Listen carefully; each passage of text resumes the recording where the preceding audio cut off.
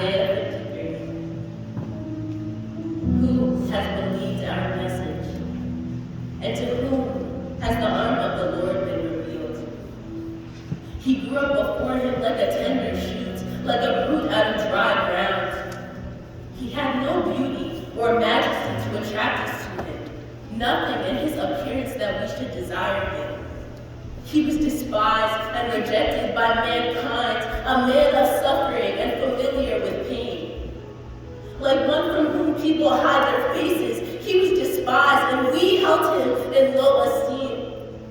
Surely, he took up our pain and bore our suffering, yet we considered him punished by God, stricken by him and afflicted. But he was pierced for our transgressions. He was crushed for our iniquities, and the punishment that brought us peace was on him, and by his wounds we are healed. Right. We all, like sheep, have gone astray, and each of us has turned to our own way, and the Lord has laid on him the iniquity of us all. He was oppressed and he was afflicted, yet he did not open his mouth. He was led like a lamb to the slaughter, and as a sheep before his shearers is silent, so he did not open his mouth. By oppression and judgment he was taken away.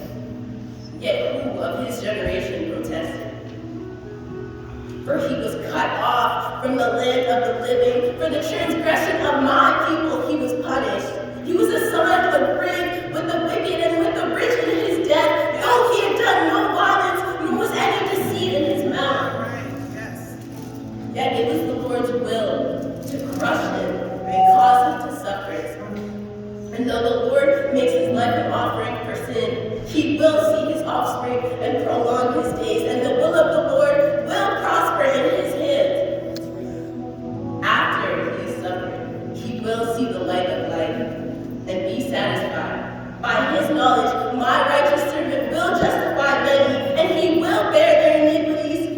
Therefore, I will give him a portion among the great, and he will divide the spoils with the strong, because he poured out his life unto death and was numbered with the transgressors. For he